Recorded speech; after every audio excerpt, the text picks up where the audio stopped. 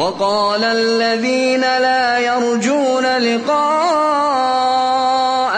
لولا أنزل علينا الملائكة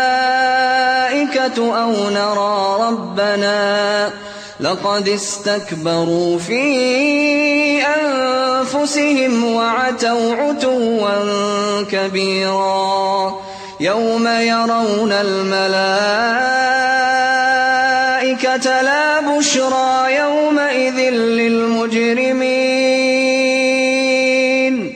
ويقولون حجرا محجورا وقدمنا إلى ما عملوا من عمل فجعلناه هباء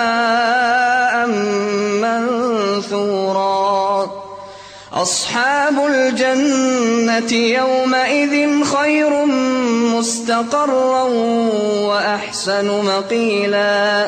ويوم تشقق السماء بالغمام ونزل الملائكة تنزيلا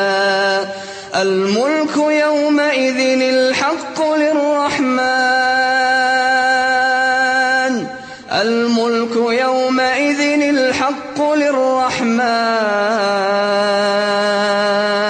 وكان يوما على الكافرين عسيرا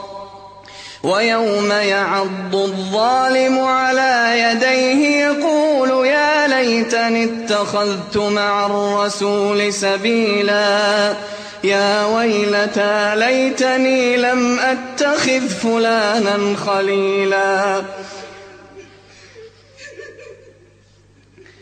يا ويلتى ليتني لم أتخذ فلانا خليلا لقد أضلني عن الذكر بعد إذ جاءني وكان الشيطان للإنسان خذولا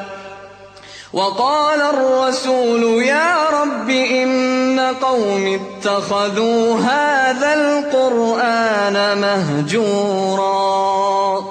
وكذلك جعلنا لكل نبي عدوا من المجرمين وكفى بربك هاديا ونصيرا وقال الذين كفروا لولا نزل عليه القرآن جملة واحدة كذلك لنثبت به فؤادك ورتلناه ترتيلا